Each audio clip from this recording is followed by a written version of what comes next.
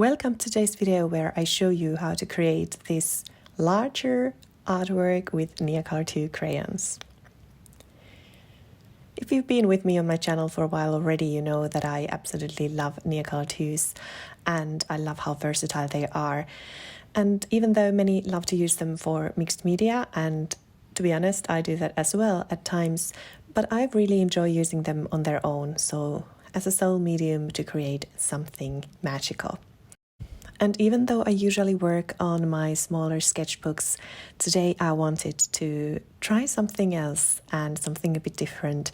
And I took this larger watercolor paper and decided to fill it with wonderful Neocolor II magic.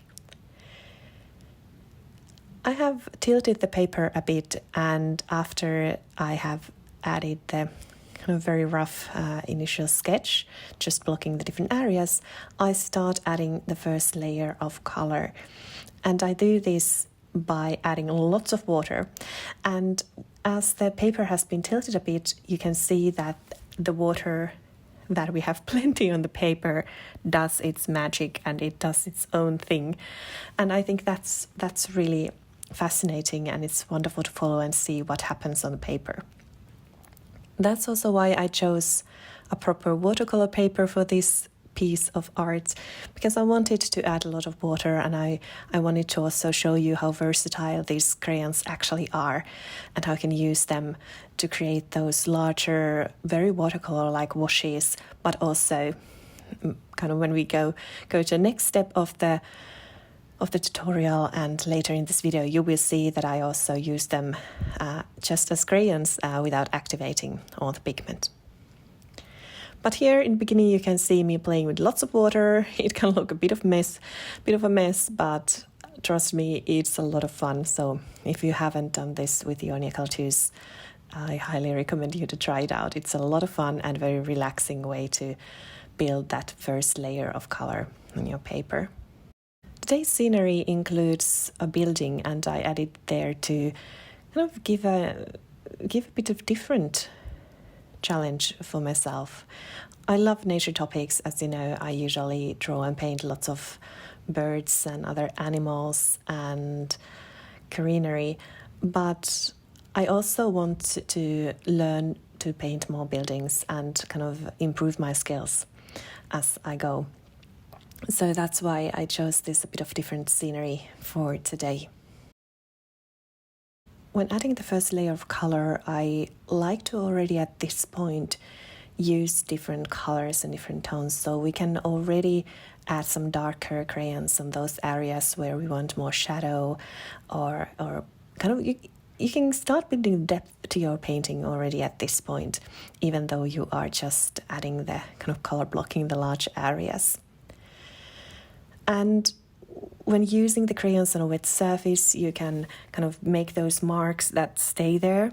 And even though you then add layers on top of it, it's still there underneath. And usually what I love about Neocolor IIs is that when you build those layers and you can see something happening beneath and kind of the layers that you've added earlier, that's how you build the depth. So don't be afraid to try different techniques and see what happens. And layer and layer and layer, and that's how you can create those very interesting textures on the paper. You can also see me mixing lots of colors here, and the reason I do that is that I very rarely find one Neocolor crayon which would be the perfect color as it is. I usually love to mix them together, and that way also find new tones and new colors. And also I think that when you do that on a paper and you don't get that very even mixes that you would get when you use a palette, then it adds a certain interest to the first layer of color. So I think that's also kind of another technique that I just enjoy practicing and seeing what happens. Overall, my approach to art, as you can probably tell by now, is very much experimenting and enjoying the process. Art is just my hobby, it's not my day job. So whenever I sit down and do some art, I really want to just enjoy that time. And it's a time when I let my creativity flow and just, yeah, enjoy the process, enjoy colors, enjoy the textures, and enjoy the kind of art of discovering, I guess.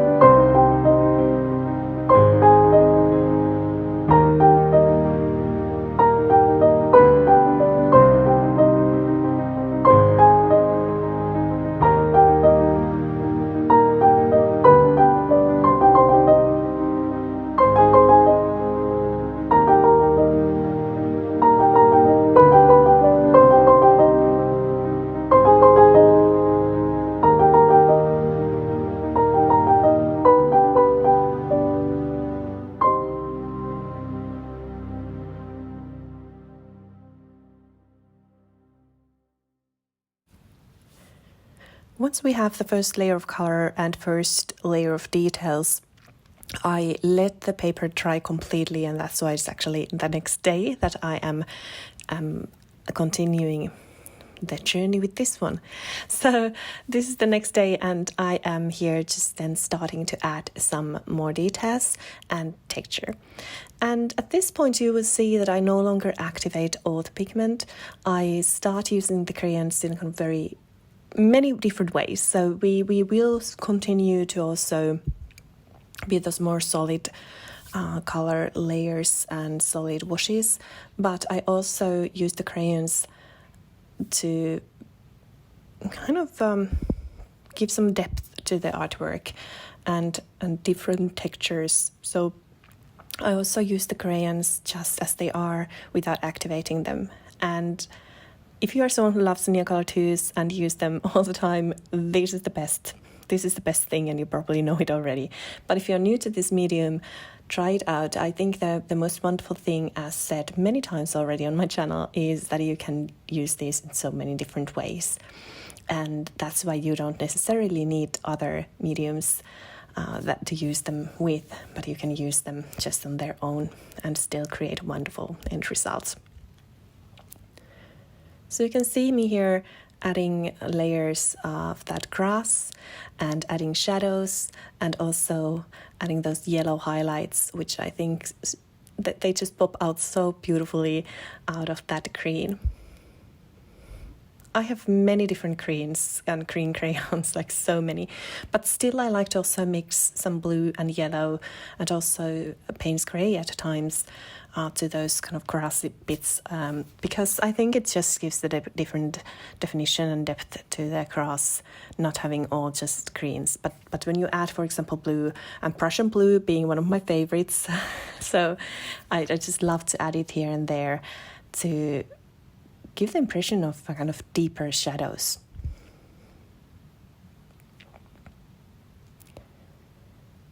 Even though I still activate parts of this with water, you can see that I don't kind of activate all the pigments. So for example, when painting this grass, I add water, but I also let parts of the crayon markings show. And that's my number one tip for you. So test it out. I think it creates beautiful and very interesting varied areas of color.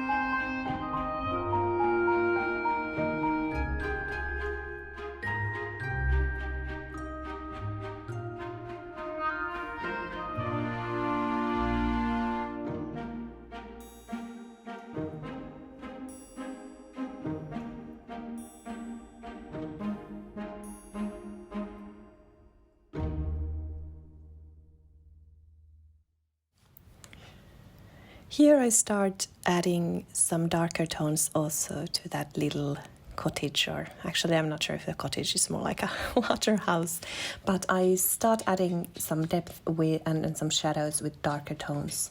I think I'm using here the raw umber, which is one of my favorite dark tones. And also I will add some bronze to the building. So I think I've mentioned in one of my previous videos that bronze is one of my favorite Neocolor IIs.